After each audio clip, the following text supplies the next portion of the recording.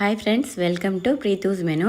இன்றைக்கி வந்து நம்ம மஷ்ரூம் மசாலா எப்படி பர்ஃபெக்டாக நல்லா டேஸ்டியாக வீட்டில் பண்ணலான்னு பார்க்கலாம். வீடியோ பிடிச்சிருந்துச்சுன்னா கண்டிப்பாக லைக் பண்ணவும் சப்ஸ்கிரைப் பண்ணவும் மறந்துடாதீங்க. இப்போ வாங்க எப்படி பண்ணலான்னு பார்க்கலாம். இப்போ இது பண்ணுறதுக்காக நம்ம வந்து 2 டேபிள் ஸ்பூன் அளவுக்கு எண்ணெய் ஃபஸ்ட்டு சேர்த்துக்கலாம்.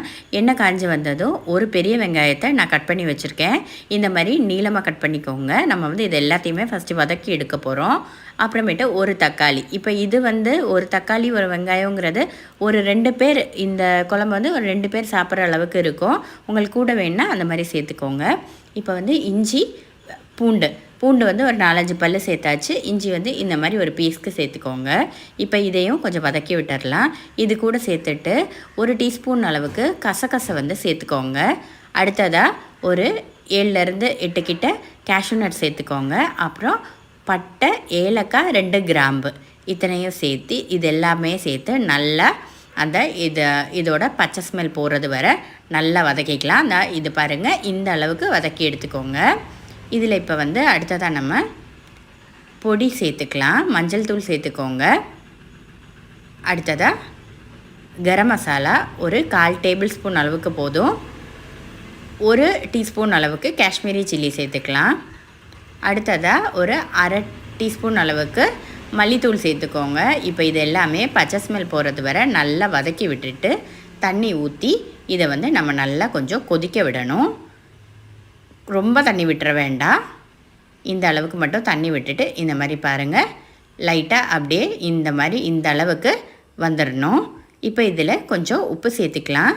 உப்பு வேணும்னா அப்புறமேட்டு நம்ம சேர்த்துக்கலாம். அதனால் ஃபஸ்ட்டு பாதி மட்டும் சேர்த்துக்கோங்க. அளவு பார்த்துட்டு சேர்த்துக்கோங்க. இது இப்போ அவ்வளோதான், முடிஞ்சிருச்சு. இது வந்து ஆறுனதுக்கு அப்புறமேட்டு சின்ன மிக்ஸி ஜாரில் போட்டு நல்லா பேஸ்ட் மாதிரி அரைச்சி இந்த மாதிரி எடுத்துக்கலாம். கொஞ்சோண்டு தண்ணி சேர்த்து கூட அரைச்சிக்கோங்க. இப்போ நம்ம இதை எடுத்து வச்சுக்கலாம். அடுத்ததாக ஒரு பாத்திரத்தை கடாய் வச்சுக்கோங்க. அதில் இன்னும் 2 டீஸ்பூன் அளவுக்கு எண்ணெய் விட்டுக்கோங்க. எண்ணெய் விட்டுட்டு இது வந்து நல்லெண்ணெயில் பண்ணால் நல்லாயிருக்கும். இல்லாட்டி சன்ஃப்ளவர் ஆயில் கூட சேர்த்துக்கலாம். இப்போ வந்து ஒரு வெங்காயத்தை நல்லா ஃபைனாக சாப் பண்ணி வச்சாச்சு. நல்லா குட்டி குட்டியாக பொடிசாக கட் பண்ணி வச்சுக்கோங்க. பெருசாக கட் பண்ணால் நல்லா இருக்காது. இது இப்போ வந்து லைட்டாக ஒரு கலர் மாதிரி கண்ணாடி பருவம் ஆகி அடுத்த ஸ்டேஜ் வர மட்டும் வதக்கி விட்டுக்கோங்க.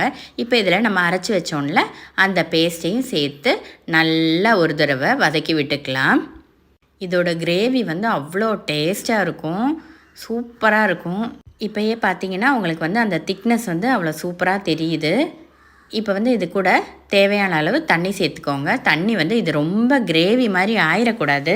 இது வந்து கொதித்து இந்த கலர் மாதிரி ஒரு டார்க்கு கலர் வரும். அந்த அளவுக்கு வர்ற அளவுக்கு மட்டும் தண்ணி விட்டுக்கோங்க.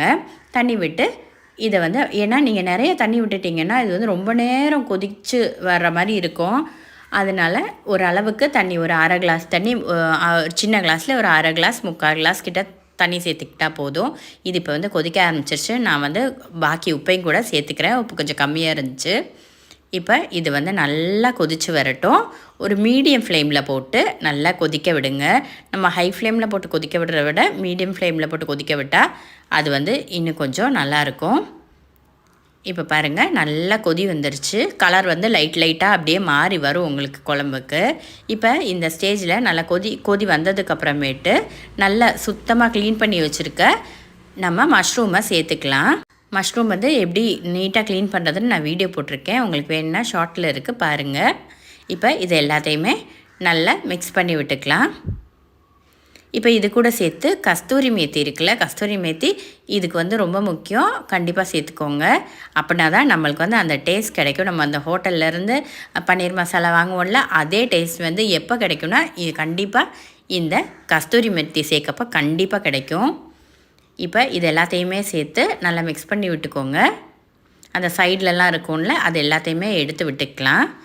இப்போ வந்து நம்ம ஒரு 10 நிமிஷத்துக்கு இதை அப்படியே விட்டுட்டு, தொடவே வேண்டாம், அப்படியே விட்டுட்டு மூடி வச்சு 10 நிமிஷத்துக்கு லோ ஃப்ளேமில் அப்படியே போட்டு அப்படியே விட்டுருங்க.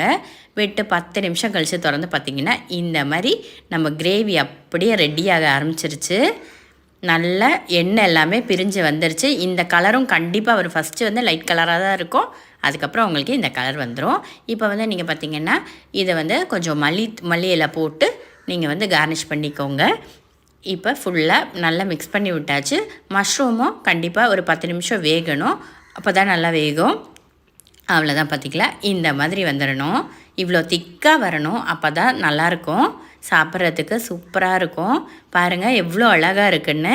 கண்டிப்பாக எல்லாருமே ட்ரை பண்ணி பாருங்கள், சூப்பராக அவ்வளோ டேஸ்ட்டாக வரும். இதே மாதிரியே பண்ணி பாருங்கள், நான் ஷுவராக சொல்கிறேன், எல்லாருக்குமே ரொம்ப பிடிக்கும், அவ்வளோ டேஸ்ட்டாக இருக்கும். கஸ்தூரி மேத்தி மட்டும் சேர்க்க மறந்துடாதீங்க. எல்லோரும் கண்டிப்பாக ட்ரை பண்ணி பாருங்கள். வீடியோ பிடிச்சிருந்துச்சுன்னா, யூஸ்ஃபுல்லாக இருந்தால் கண்டிப்பாக லைக் பண்ணவும், நம்ம சேனலை சப்ஸ்கிரைப் பண்ணவும் மறந்துடாதீங்க. இது வந்து ரொம்ப ஒன்றும் நம்மளுக்கு அவ்வளோ வேலையான விஷயமும் இதில் கிடையாது. நம்ம சேர்க்குறோம்ல இன்க்ரீடியன்ட்ஸு, அது வந்து எல்லாமே ரொம்ப முக்கியம். கசகசா சேர்க்கணும், அந்த கேஷ்யூ நட் சேர்க்கணும், அப்புறமேட்டு கஸ்தூரி மேத்தி சேர்க்கணும். இது எல்லாமே சேர்க்கப்போ தான் உங்களுக்கு வந்து அந்த பர்ஃபெக்டான நம்ம அந்த ஹோட்டலில் வாங்குவோம்ல அதே டேஸ்ட் உங்களுக்கு வீட்டிலையே ஈஸியாக நம்ம பண்ணிட்டு போயிடலாம். வீட்டில் நம்ம பண்ணுறப்போ நம்மளுக்கு அது வந்து அதே டேஸ்ட்டு நம்ம வீட்டில் கிடைக்கிறப்போ, நம்ம அஜினோமோட்டோ கடையிலலாம் சிலப்போ அஜினோமோட்டோ கண்டிப்பாக சேர்ப்பாங்களா இருக்கும். நம்ம அதெல்லாம் சேர்க்க போகிறது கிடையாது. வீட்டில் நம்ம ஹெல்த்தியாக பண்ணி நம்ம சாப்பிட்டுக்கலாம். எல்லாருமே ட்ரை பண்ணி பாருங்கள், கண்டிப்பாக உங்களுக்கு வந்து கண்டிப்பாக அந்த டேஸ்ட் கிடைக்கும். சும்மா வீடியோக்காக சொல்லலை, கண்டிப்பாகவே எனக்கு வந்து கரெக்டாக நம்ம கடையில் வாங்குறத விட நிஜமாகவே நல்லா இருந்துச்சு. இந்த மஷ்ரூம் மசாலா கண்டிப்பாக பண்ணி பாருங்கள், ட்ரை பண்ணி பாருங்கள். எனக்கு அதே டேஸ்ட் உங்களுக்கு கிடச்சிச்சின்னா கண்டிப்பாக எனக்கு கமெண்ட்டில் சொல்ல மறந்துடாதீங்க. அப்போது தேங்க்ஸ் ஃபார் வாட்சிங் ப்ரீத்தூஸ் மெனு. அடுத்து ஒரு சூப்பரான ஹெல்த்தியான வீடியோவில் பார்க்கலாம். அதுவரை எல்லோரும் ஹெல்த்தியாக சாப்பிடுங்க, சந்தோஷமாக இருங்க.